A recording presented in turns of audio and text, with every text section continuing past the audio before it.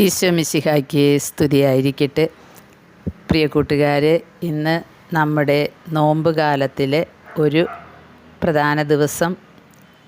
നമ്മൾ ഈശോയുടെ പീഡാസഹനത്തോട് ചേർന്ന് പകുതി ദിവസം പിന്നിട്ടു എന്ന് നമ്മെ ഓർമ്മിപ്പിക്കുവാനായിട്ട് പരമ്പരാഗതമായി നമ്മൾ ആചരിച്ചു പോകുന്ന ഒരു ദിവസമാണ് ഈ ദിവസം. പാതിനോമ്പ്, ഇണ്ടേറി പെരുന്നാൾ എന്നൊക്കെ പറയും.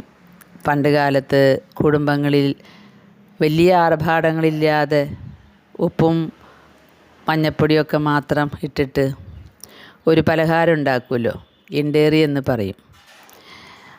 അത് ഉണ്ടാക്കുന്ന ദിവസമാണിന്ന്. അതായത് മധുരവും വെളിച്ചെണ്ണയും ഒന്നുമില്ലാതെ നോമ്പിൻ്റെ ചൈതന്യത്തിന് മാറ്റം വരാതെ പകുതി നോയമ്പായി എന്ന് നമ്മെ അറിയിക്കുക. അതിനോടൊപ്പം തന്നെ ഇനിയുള്ള ദിവസങ്ങൾ ഒരു ക്രിസ്ത്യാനിക്ക് വളരെ വളരെ പ്രധാനപ്പെട്ടതാണ്. ഈശോയുടെ പീഡാസഹനങ്ങളുടെ ധ്യാനം ഒന്നുകൂടെ ശക്തമാക്കുക. ഈശോയോടൊപ്പം പീഡകൾ സഹിച്ച് ഈ ലോകത്തിനു വേണ്ടിയും നമുക്കും നമ്മുടെ കുടുംബത്തിനു വേണ്ടിയും പരിഹാരം ചെയ്ത് പ്രാർത്ഥിക്കുന്ന ദിവസങ്ങളാണ് ഇനിയുള്ള 25 ദിവസങ്ങൾ. ഈ പലഹാരത്തിന് ഒരു പ്രത്യേകതയുണ്ട്. ഈ ഇണ്ടേറി കടന്നു വന്നത് ഇൻട്രി എന്ന ഈശോയുടെ കുരിശിൻ്റെ മുകളിലൊരു ചെരിഞ്ഞ പലക വെച്ചിട്ടുണ്ടല്ലോ, അതിന്മേൽ INRI എന്നല്ലേ എഴുതിയിരിക്കുന്നത്. അതിൻ്റെ അർത്ഥം അത് ഈശോയാണ് എന്നാണ് അർത്ഥം. I എന്ന് പറഞ്ഞാൽ യേശുസ്, N Nasra, R reads, I യൂതരം. അതായത് നസ്രായനായ യൂതന്മാരുടെ രാജാവായ നസ്രായനായ ഈശോ.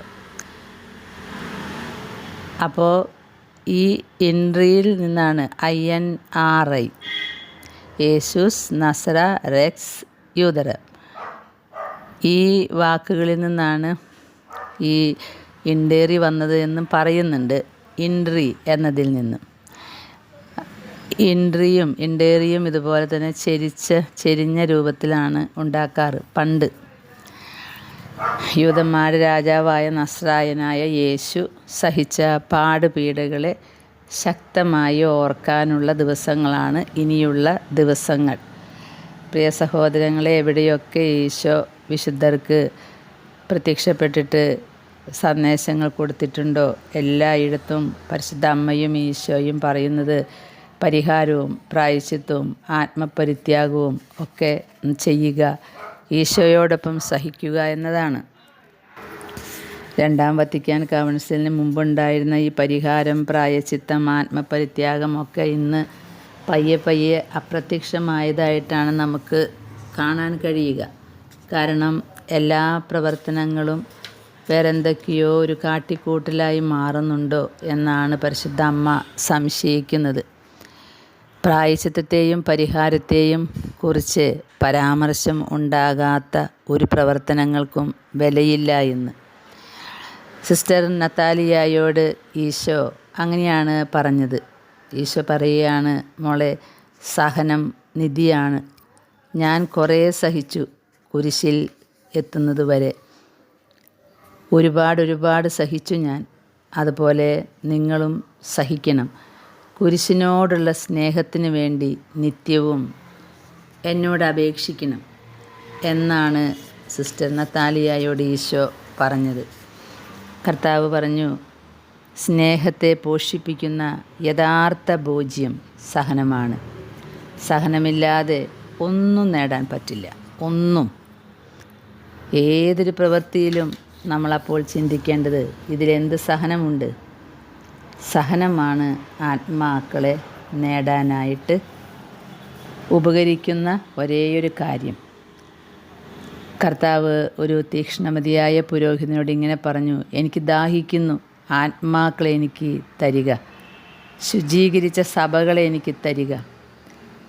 വ്യക്തികളും സഭകളും സമൂഹങ്ങളും ലോകവും ശുദ്ധീകരിക്കപ്പെടണമെങ്കിൽ സഹനം വേണം. സഹനം ഈശോയുടെ സഹനത്തോട് ചേർത്ത് കാഴ്ചവെക്കാനുള്ള കൃപയ്ക്കായിട്ട് നമുക്ക് പ്രാർത്ഥിക്കാം. അങ്ങനെ സഹനത്തിലൂടെ അനേകം ആത്മാക്കളെ നേടിക്കൊടുക്കാം.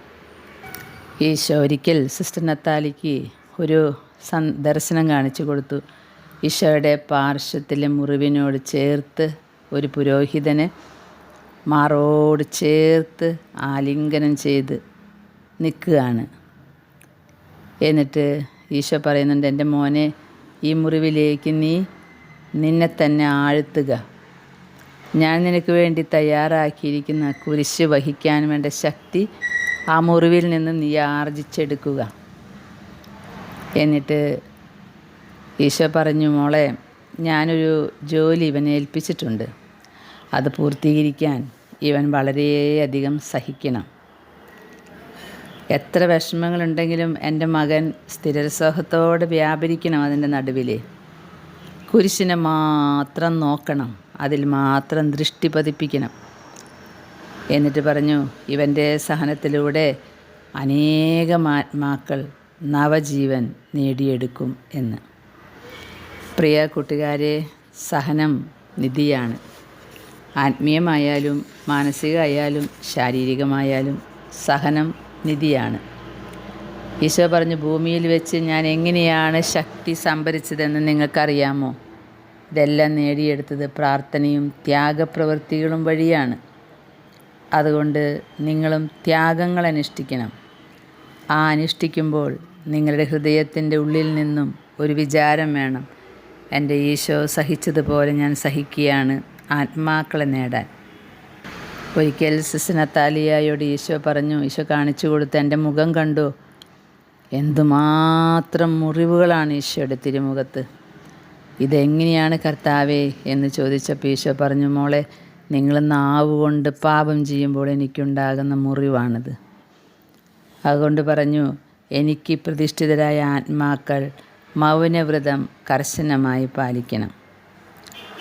മൗനവ്രതം എന്ന് പറഞ്ഞാൽ ആരോടും ദേഷ്യത്തിൽ മിണ്ടാതിരിക്കുന്നതല്ല, മറ്റുള്ളവരെ വേദനിപ്പിക്കുന്ന വാക്കുകളിൽ നിന്ന് മൗനവ്രതം എടുക്കണം.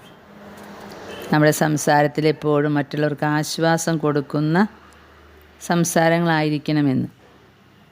കൂട്ടുകാരെ, നിണ്ടേറി തിരുനാൾ പാതിനോയുമ്പായി എന്ന് നമ്മെ ഓർമ്മപ്പെടുത്തുമ്പോൾ ഒന്നുകൂടെ ത്യാഗങ്ങൾ, ഒന്നുകൂടെ പരിഹാരം സഹിച്ച് നമുക്ക് ഈശോയുടെ കുരിശിനോട് ചേർത്ത് വെച്ച് ഈ ലോകത്ത് നിന്ന് യുദ്ധഭീഷണി ഒഴിവാകാനും മനുഷ്യരൊക്കെ പരസ്പരം സ്നേഹത്തിലായിരിക്കാനുമുള്ള കൃപയ്ക്കായിട്ട് പ്രാർത്ഥിക്കാം.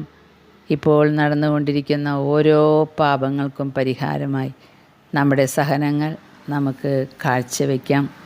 പാതി നോമ്പിൻ്റെ എല്ലാ ആശംസകളും, എല്ലാ പ്രാർത്ഥനകളും, എല്ലാ സഹനങ്ങളും ഏറ്റെടുക്കാനുള്ള ശക്തി നിങ്ങൾക്കുണ്ടാകട്ടെ, നമുക്കെല്ലാവർക്കും ഉണ്ടാകട്ടെ എന്ന് പ്രാർത്ഥിച്ചുകൊണ്ട് ആമേൻ.